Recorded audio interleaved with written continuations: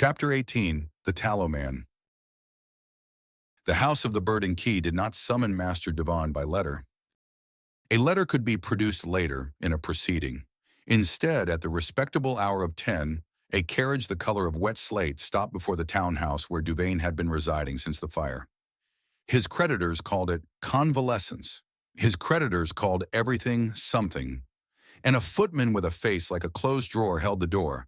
And that was the whole of the invitation. You did not decline the carriage. There was no way to address the refusal. He was received not in the Great Hall. He had never seen the Great Hall. No one of his tier had, but in a counting room high in the north wing, where the morning came through leaded glass onto ledgers racked like wine.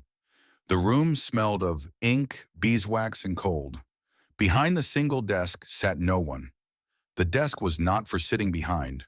Duvain understood, with the parts of him that had clawed up from an apothecary's third apprentice to a chartered master, that the desk was for standing in front of.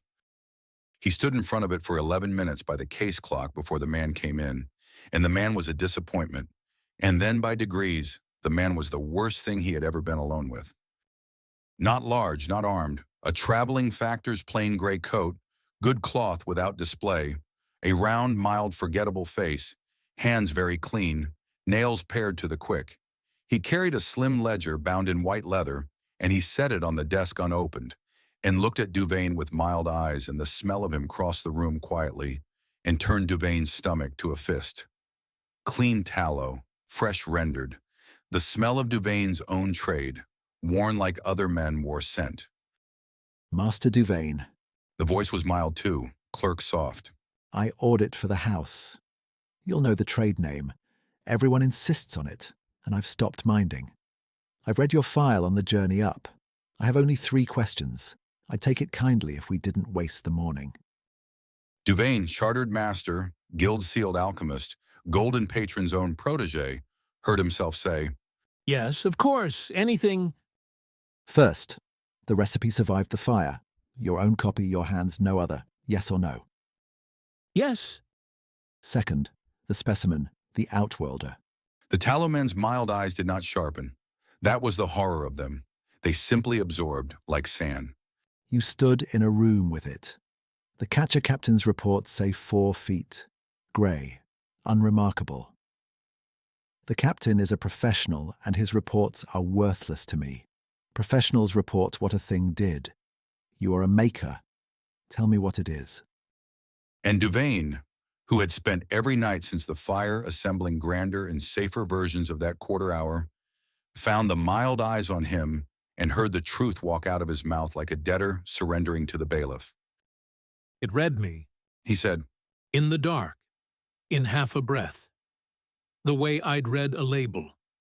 And it was, Sir, the reports won't say this, and I'll deny I did. It was correct.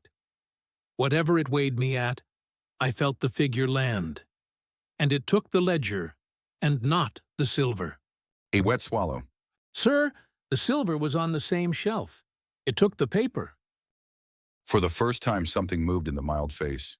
Not warmth, nothing so mammalian, the satisfaction of a column resolving. It prices? The Tallowman said softly to himself in the tone other men used for a lovely morning. Good. Rare and good. Third question. Your Vitae stock, the season's rendering, is ash, and the house's clients grow anxious in ways that move markets. How long, with a new works, to first yield? With a full works, vats, licensed stock.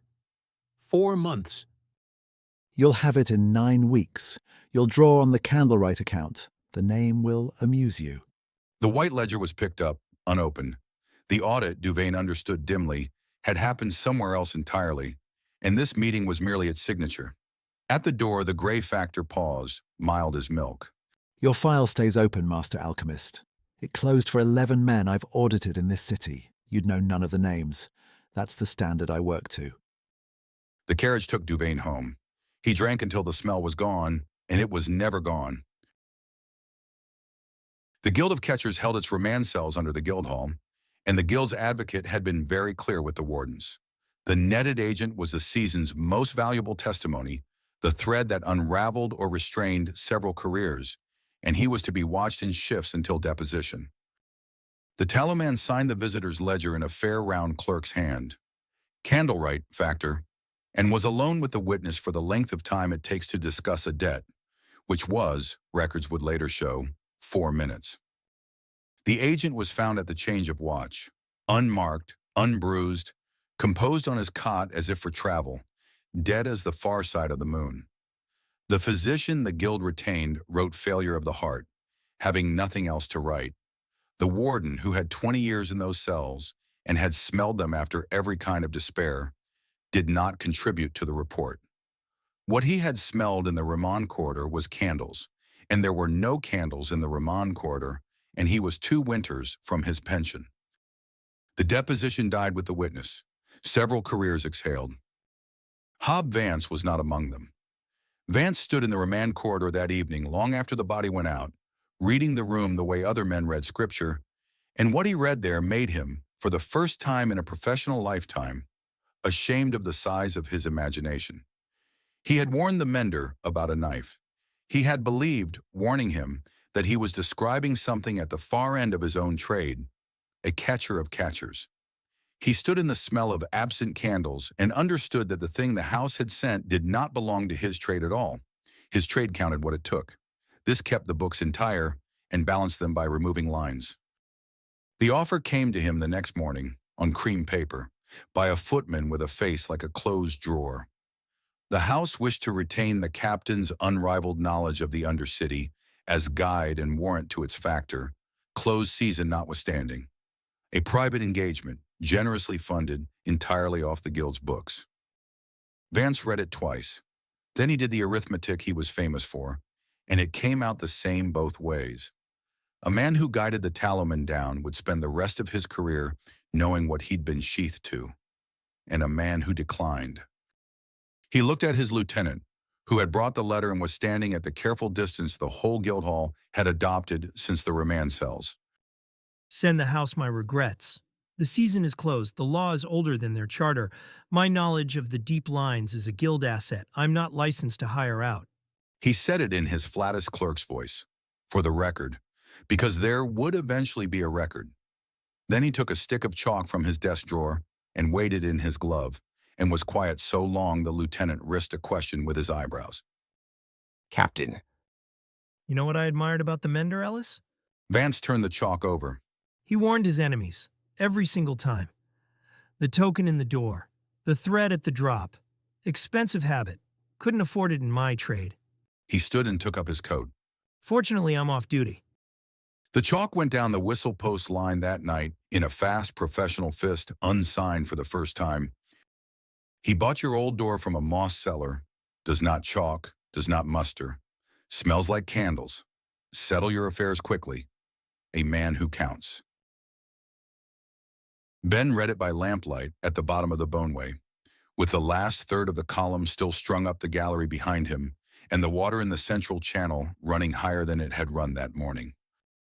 He read it twice and put it in Aught's book, with the other pressed flowers from the world's worst garden. From your captain? Mara asked. From a man who counts. Ben looked up the gallery, at the litters and the lamps, at Millet's shambles folk carrying the Nar's bone chimes with wincing ceremony, at 4 warrens worth of embers strung through the dark like a pulse he was learning to take all at once, hurrying at his word toward one door in the deep. He's telling us the clock's run out. The Tallowman knows the old warren's empty by now, which means he's done reading pages. He closed the book. He's reading the spine. Far above them all, in the emptied territory, a man in a plain gray coat stood in Gray Mara's abandoned burrow, with a lantern and a red thread held delicately in his paired fingers, breathing in 60 years of a warren the way an assayer reads ore: tallow smoke, kit fur, pine honey, medicine. Medicine, his mild eyes half closed, unhurried. There you are. Said the Tallowman pleasantly to the empty room in the tone other men used for a lovely morning.